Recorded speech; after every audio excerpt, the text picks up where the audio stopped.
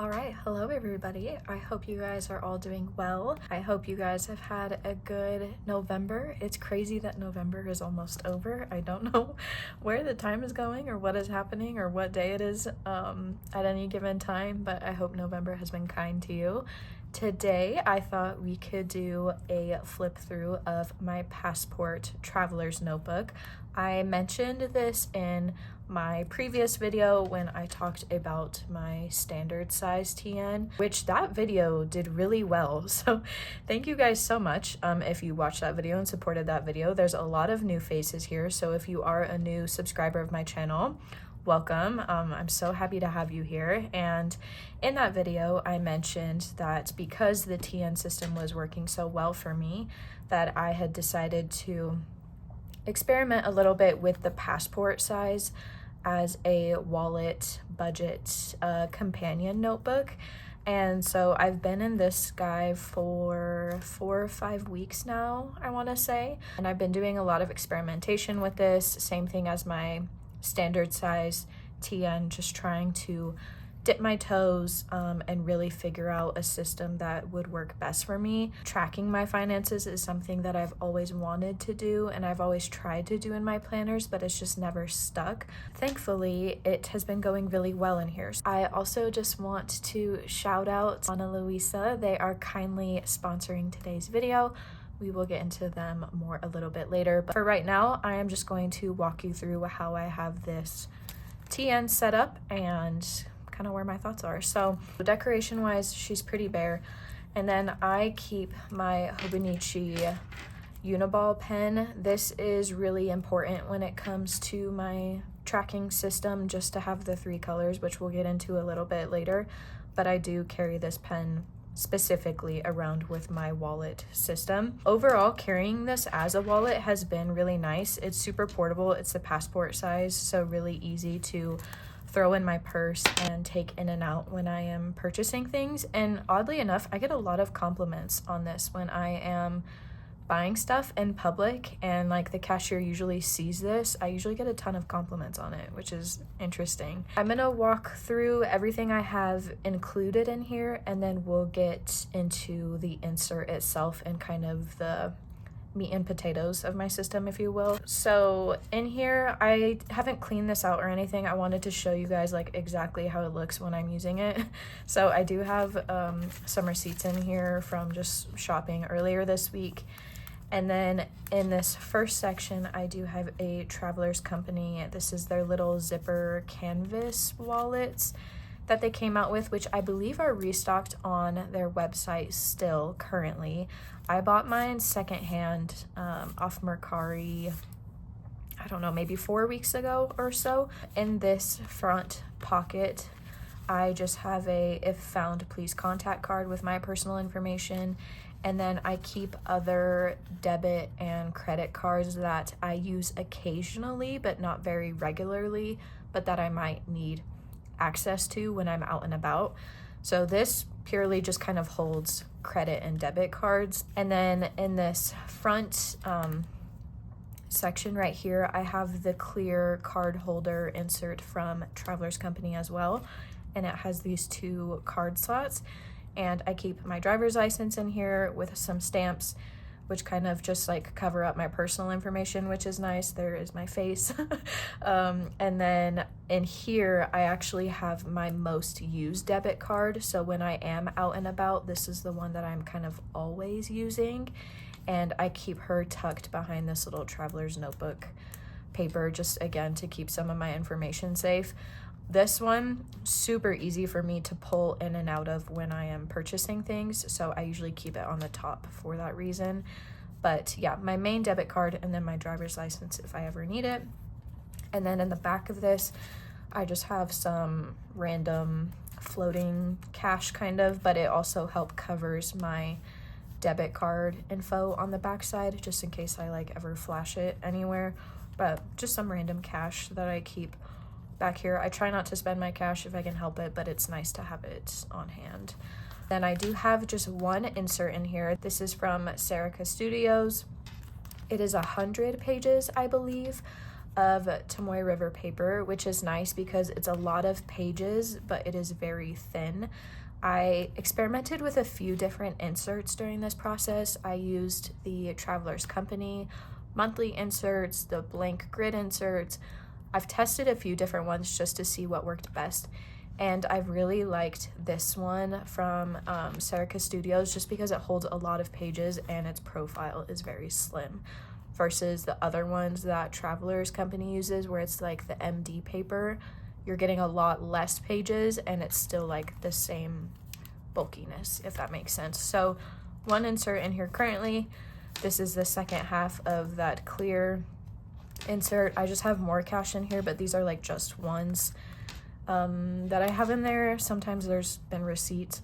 And then I do have my 2025 Traveler's Company, what is this called, pencil board.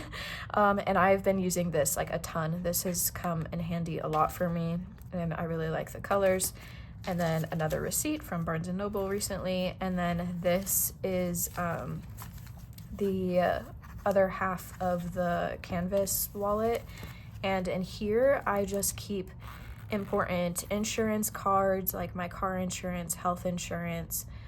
There's some quarters in there that I keep just in case I need to pay for parking, and then I have like one other credit card in here that is my gas only credit card, so I keep it in here so it's out of sight, out of mind, so I'm not accidentally spending it on like groceries and stuff.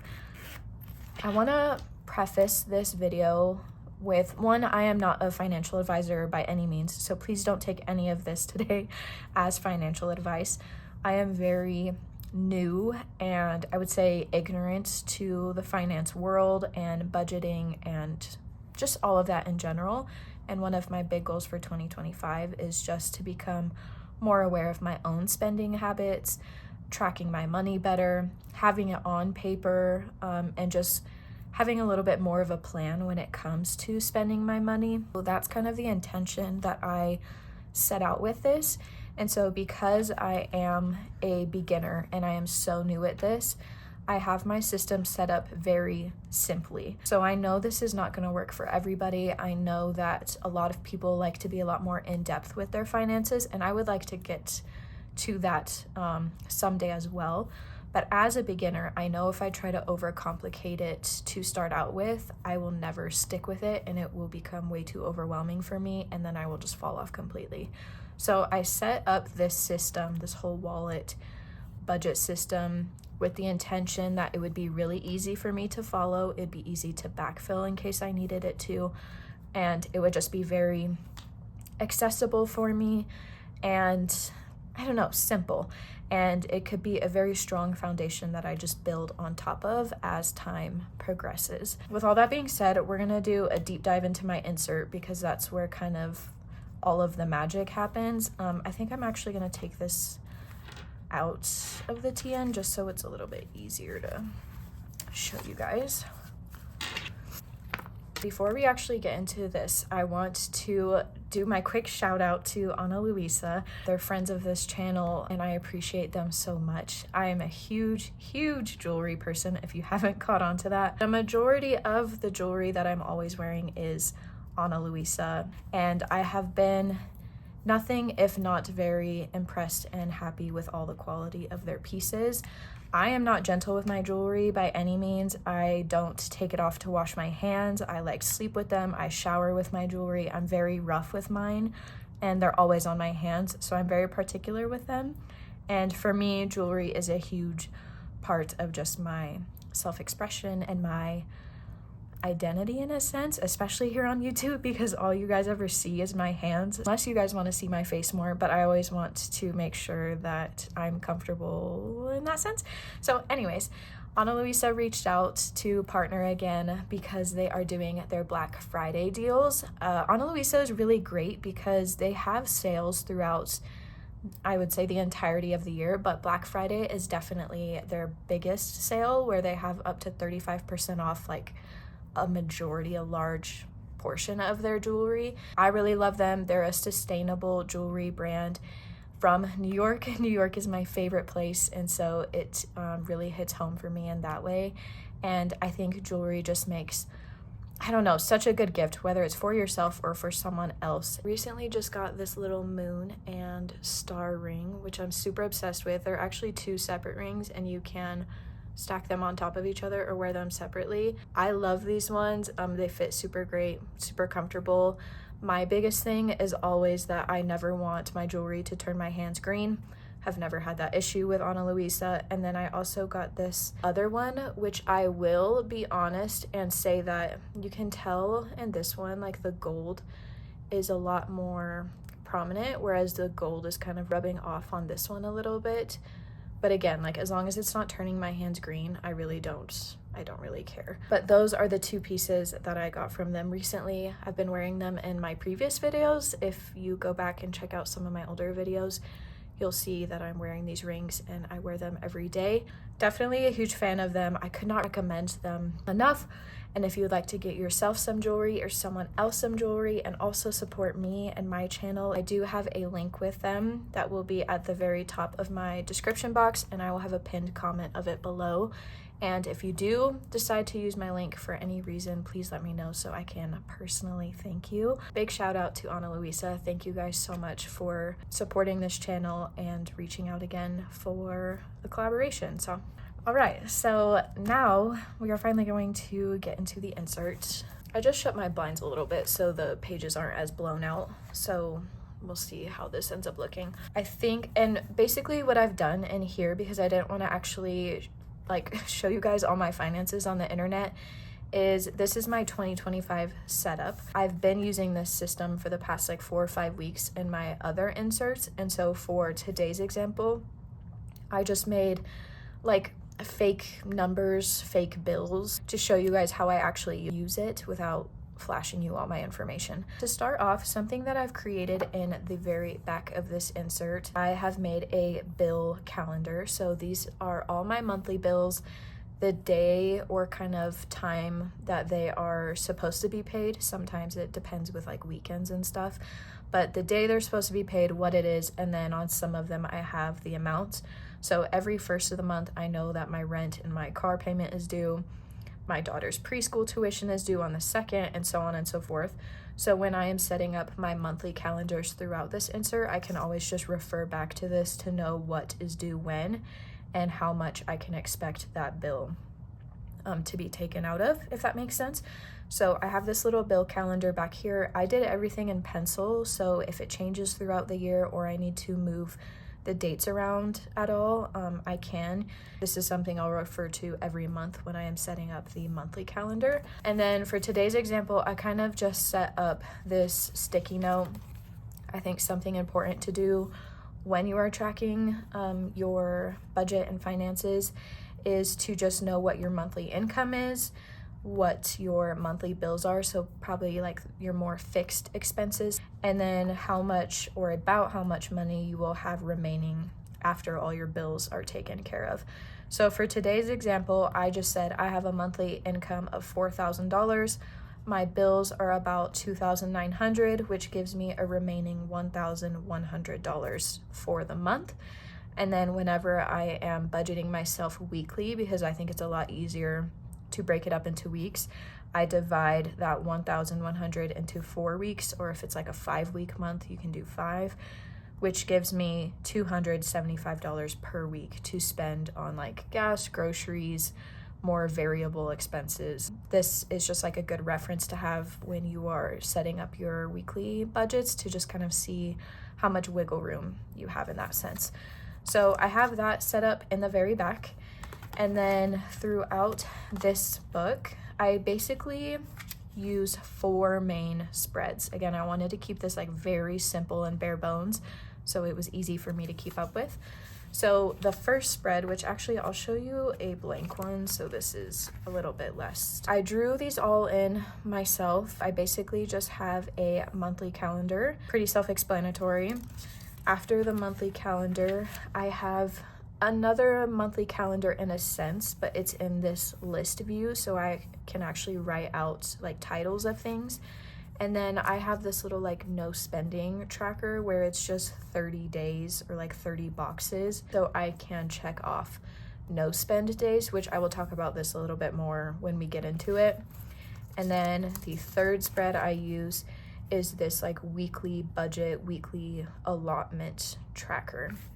So they're basically the same on the left side and the right side. We're gonna look at the left here for a second. I basically have this broken down into 5 weeks. So this column right here says week. So week 1, 2, 3, 4, 5 would go here. And then I have a column for gas, groceries, eating out, personal spending, and then any miscellaneous spending. So miscellaneous would just be like random things that pop up for my kids, things that I wasn't really planning on spending money for, but had to, and so they came up. So on this left side, I have what I am budgeting for myself for that week. So as the week approaches, I will work through this horizontally. And so if it's week 1, I will give myself a certain amount of money for gas, groceries, eating out, personal spending, and then miscellaneous. And all those amounts will go right here. And then on this right side, I have the actuals. So at the end of the week, I will put in how much I actually spent on gas, groceries, and so on and so forth. So I can look at what was budgeted versus what I actually spent. And then at the very bottom, there is a section to total. But there are 5 total weeks here for that month, which I'll show you what this looks like filled out. But this is how I budget on a weekly time frame. So again, when we're looking at that $275 per week, that's how much money I know I have to spend. I don't necessarily want to spend all of this.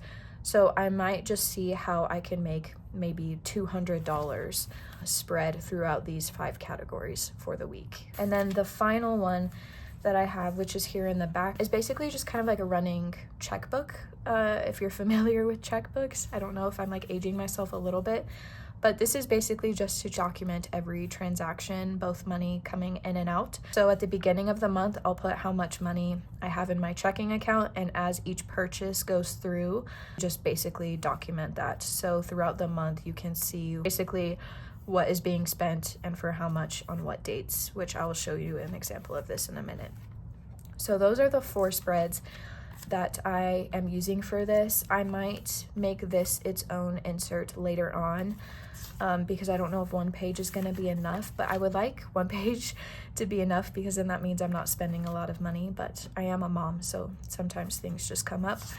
And so I have all of those like checkbook layouts back here, and then all of my monthly calendars are back here. So here's February, and then again it just goes into the list view, that weekly view, and then it goes into March. So they're a little bit bundled in that sense. I hope that makes sense. If you guys have any questions, or if I'm not explaining this well enough, please let me know. I'm going to show you guys one that's like actually filled out, and then hopefully that will explain it a little bit better. So when it comes to the monthly calendar, this is where the colored pen comes in. It helps me, I guess, to like color categorize these a little bit. Let me see if I can do this a little bit closer since it's so small. Any of the numbers that are written in blue means a bill. So I have designated the color blue for bills. If this number is in blue, I know that it is money coming out of my account on that specific day. Red are expenses, so when I'm spending money that is not necessarily a bill, so think like gas, groceries, those variable expenses. And then if anything is in black, that is income, so that is money that is coming into my account. So I cycle between those 3 colors, and just depending on the day or what is happening financially, I will just write down the number, and the color kind of gives me an indication of what it is. I think the colors help categorize it a little bit easier than just doing everything in black. So this is the tracker that I will fill out first. So for example, this morning, if I went to Starbucks and my total was $10, I would come in here, I would take my red, and I would just put in $10 in there, and then that's all I would do for this. And it just gives like a nice, I don't know, calendar view, I guess. And even if I don't fill out these other spreads, it gives me somewhere to start when I am backfilling. So it's just nice reference information. I also use my banking apps on my phone to go through to make sure I'm not missing anything, and I can fill those out as well. And then I also just put a list of my incomes on the left. So I have a full-time job, a part-time job, my YouTube AdSense, and then Patreon technically. So I can expect at least 4 different incomes coming in here per month. This next one is kind of the same concept, but it's in a list view. So I don't have the dollar amounts in here, but what it actually was. So on here you can see like November 4th, I have gas and groceries in red ink. So when I flip back to my calendar on the 4th and I see these 2 amounts, I know that the $30 is gas, the $27 was groceries. Because these boxes are so small, I can't really put all the information into them. So this is just a nice list view. And then again, it just kind of shows me what I'm spending on the most. Like on here, I put Starbucks on here like 4 or 5 times. So from this view, I can really see like out of all of my variable expenses, what is coming up the most versus other things. So I have that list view right here. This one I'll either fill out like the day of, or again, I can just backfill these pretty easily, but it's easier just to keep up with this like every day than it is to backfill it. And then on here, I have a no spend tracker. And this is again, just to get that like hit of dopamine for no spending. But I have a certain like caveat with this. And this doesn't necessarily mean that I didn't spend any money on that day. So if you'll see right here, like on the 27th, I spent money on groceries. I spent $50 on groceries on the 27th, but I marked it off as a no spend day, that I didn't spend any money. And the reason I mark it as a no spend day is because I have set it up where I will have my weekly budget, and if I am spending within my weekly allotments and I don't go over that set dollar amount that I have set for myself, then I will mark it off as a no spend. If I gave myself, like for this week, if I gave myself $10 for eating out, eating fast food, and I actually spend more than $10, then that means I am spending out of my designated budget, which means I do not get to cross it off as a no spend day. So if I'm spending within my means, then I will cross it off as a no spend because I'm budgeting my money and I'm spending responsibly. Oops, sorry, I don't know if you could see that. So I hope that makes sense. I think that's a little bit more motivating than just doing like a full all or nothing no spending tracker. As long as I'm spending within my means and within that designated dollar amount that I set for myself, then I can mark it off. So that is how I've been using this spread. And then this final one, again, is just that weekly allotment. So it's kind of a lot to look at it like this, but again, the left side is what I had budgeted for myself, and then the right is what I actually spent. For like week 2 right here, I gave myself $30 for gas, and I did spend $30 for gas. I gave myself $100 for groceries, but I actually spent $112 for groceries. So I was $12 over in budget for that. I underspent for eating out, eating fast food. And then I gave myself $50 for personal spending money, but I didn't spend any. Same with like miscellaneous expenses, nothing came up, so I didn't spend any. But I've totaled it out at the bottom. So at the end of the month, I can see for, let's say, the month of November, I gave myself $60 total for gas, and I ended up spending $100. Same with groceries. I gave myself $400, I only spent $192, and vice versa. So then when I'm setting up my weekly budget for the next month, I can kind of track what my trends are and what is, I don't know, more realistic depending on the month, and tweak these numbers to get them better, if that makes sense. And then I also have a section where I total it. So total money I gave myself for this month was $955, and I spent $908. So I spent less than what I budgeted for, which was great, which means I have a little bit money left over. I've been highlighting the weeks as they go. So obviously, like, each week is blank, and then whatever week I'm in, I will just highlight it. But it's really easy when you're like actually going through it because everything below is blank. That is how I've been doing the weekly budgeting. And when I'm filling those out, I usually fill these out at the end of the week because I don't know what I'm gonna spend for gas until kind of the end of the week. And so whenever I am filling these out, I am just using these other two spreads as my reference, and then I will just add up those amounts and put them in here. I hope that makes sense. These are all fake numbers, so if these numbers don't match what you're seeing in here, that's why, because I didn't want to go through here and like add all this up 100%. Final spread that I have in here is that checkbook one. This is kind of how I've been doing a checkbook. I've been doing it weekly, so I don't update my balance every time a transaction is made because I feel like that's kind of a lot of work. So I do it weekly. So every red line is the end of a week, and you'll see maybe at the end of a week, I'm gonna see if it'll focus, I will put a balance section where I update my balance, so then that next week I just know kind of where my checking account is at.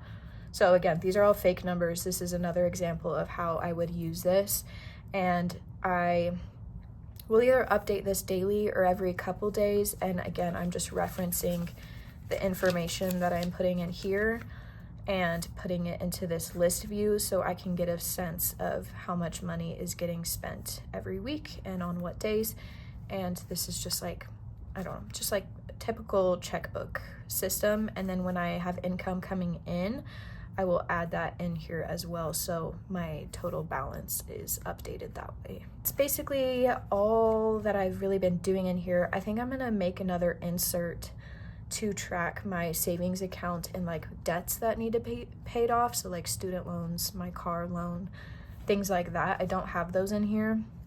This I really wanted to just be like an on-the-go debit card on paper kind of thing, if that makes sense. So that's all that I've put into this insert. Again, I wanted to make it as simple as I could for myself. I want it to be very sustainable long term and manageable for myself, otherwise I will not stick with it. And then once this becomes pretty second nature for myself, then I will start building on top of this and maybe categorizing things out more, just being a lot more in depth with my finances. But for me, this was a great starting point. The reason that I wanted this insert in with my wallet is so that I always have it with me. Like, I'm always carrying my wallet with me, and I feel like if my finance book was its own separate thing, it would be an excuse for me not to fill it out because like, oh, I forgot it at home, or I like left it at the office, or I can't find it and I don't want to fill it out. But by having this insert in with my actual physical money, I don't have like any excuses. Like, it's literally right here for me to update. And so that's why I made that decision of keeping it in one whole system. But yeah, I wanted everything together so I didn't have any excuses, and it was just easy to maintain, and I had all the information available to me whenever I needed it. And that was a very intentional choice. And again, I've been doing this for a few weeks now, so I'm sure I will tweak this a little bit as we progress throughout the year. But it's been a great accountability tool. Sorry, I keep going out of frame. It's been a great accountability tool for myself. Knowing that I have to write down the amounts of things kind of makes me second think about spending. November and December are a little hard because it's like gift season, and like there's a lot of cash flow happening in November and December just because of holidays. But I think as the months slow down a little bit and we get into 2025, this won't feel as crazy to me because I'm just not spending as much money. But overall, this has been working really well for me. It's been super approachable, and I think when you're just starting with a blank spread, it looks a lot more manageable versus like when you're looking at it like this, you might think like, Tori, that's kind of a lot. But when you're like actually working throughout the week in here, it feels very manageable. And again, I have a lot of stuff like in pencil, so I can erase things. I have all of these categories in pencil, so if I want to change these up at all and change my like buckets of money, I can. And I set up the whole year. It took me a lot of hours to set this up, but I didn't want any excuses or a reason to like fall off of this later. So I set up all of 2025, and then something else that I'm doing in here that has been helpful is that in my planner, my regular size TN, in my habit tracking, I have been putting update budget passport as a habit to make sure I'm crossing it off every day and upkeeping this. So it's kind of accountability in two different areas, even though my finance isn't in my standard size TN or my regular size TN. I have that as a habit tracker, so it reminds me to come in here and update this if I haven't already. So that was kind of a lot. If you have any questions or if I didn't make anything super clear, let me know and I will definitely clarify a little bit.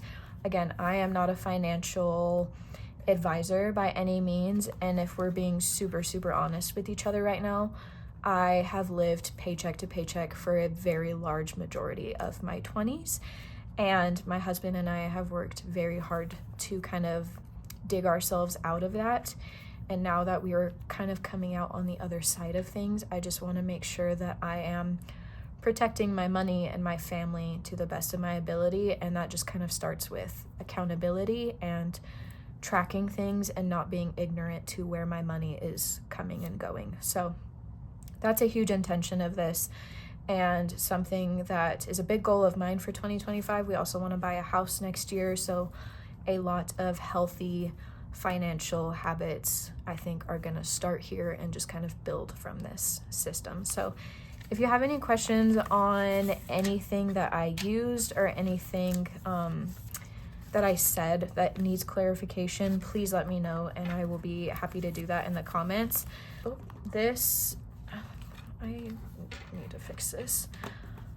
Overall, the TN has been working really well for me. Again, it's just like super portable and easy to throw in my bag and carry around with me. So I haven't had any issues with this, and I don't foresee myself moving this process into my regular size.